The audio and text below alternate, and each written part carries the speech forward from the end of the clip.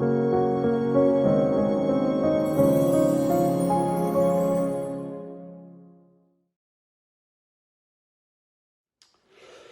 j'aimerais vous faire un apport personnel sur ce qui est en train de se passer. Il y a beaucoup de vidéos, beaucoup d'informations.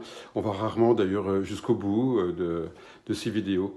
Et on est un petit peu noyé. Et pour moi, il y a un petit problème, c'est que les premiers éléments sont faux, les bases sont fausses. Ça, c'est la définition même de la maladie mentale, du schizophrène, du psychotique, du paranoïaque, par exemple, eh bien, qui, certains, en tous les cas, ont pour base eh bien, que tout le monde m'en veut, l'autre veut me tuer, tout le monde est méchant, etc. Et qui est juste une erreur de perception de l'environnement. Mais à partir de cette perception erronée, de cette croyance fausse, eh bien, il y a une construction logique.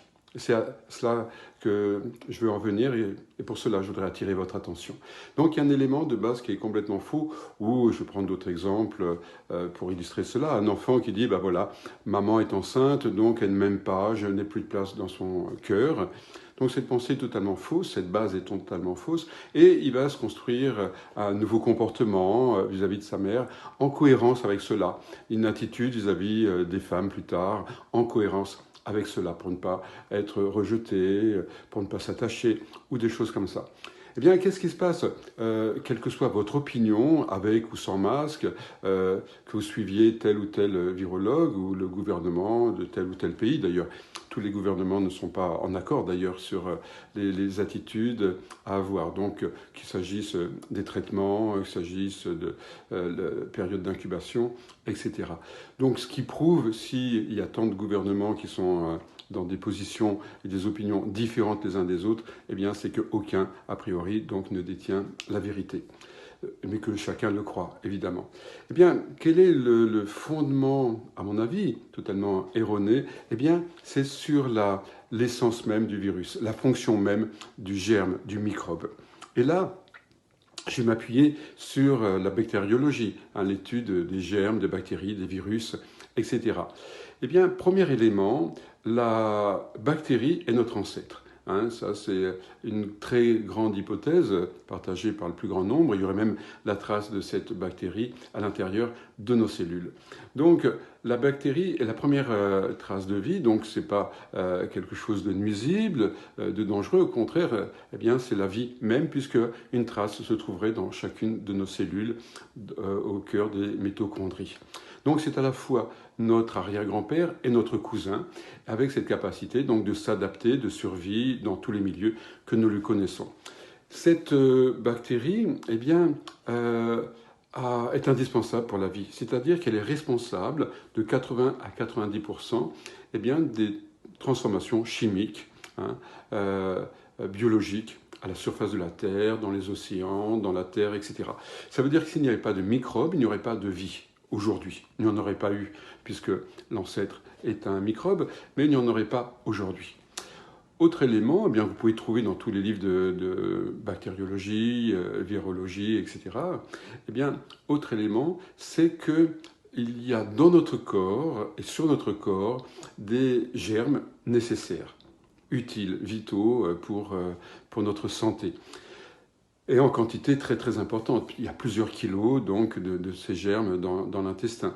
C'est étonnant. Mais sachez par exemple que le corps est constitué d'environ 10 puissance 13 cellules qui créent notre corps biologique, mais 10 puissance 14 microbes. Et certains, comme le professeur Raoul, annoncent bien plus encore.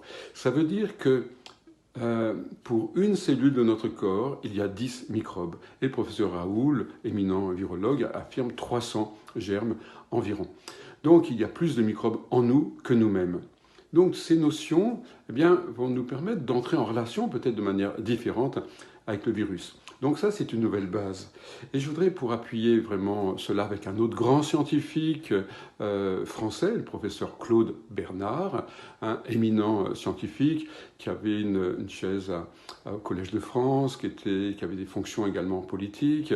Ce grand monsieur, eh bien, percevait le virus de manière expérimentale. Il a d'ailleurs créé une forme de médecine expérimentale pour son temps, où il s'agissait de vérifier les choses. En tous les cas, ce professeur Bernard, qui est une personnalité absolument passionnante, consommait, lui, des bactéries du choléra en affirmant « le microbe n'est rien, le terrain est tout ». Ça veut dire que des gens en présence de microbes, quels qu'ils soient, ça soit le virus HIV, ça soit le BK de la tuberculose, ça soit celui de la diphtérie, de la grippe, de la typhoïde, etc. Donc, sont des porteurs sains. Oui, vous avez bien entendu, il y a des porteurs sains à peu près de tous les germes. Ça veut dire que toi, en ce moment, tu as un porteur sain. Hein. Tu as des microbes, comme je viens de le dire, dans le corps, sur le corps, des milliards, et tu n'es pas malade pour autant. Tu as du méningocoque sans avoir de méningite, tu as du staphylocoque sans être malade non plus. Et il en est de même donc pour cette fameuse grippe. Nous sommes en présence bien, de cette observation-là. Alors, à quoi nous allons pouvoir nous intéresser? Eh bien, c'est au terrain. C'est au terrain. Alors après, on va pouvoir vous affirmer tout un tas de choses, propositions, d'hypothèses, ou vous imposer des croyances.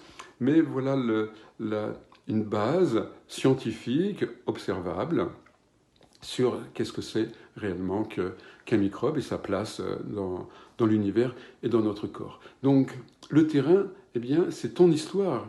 C'est-à-dire, l'histoire de chacune et chacun va faire qu'en présence du même microbe, eh bien,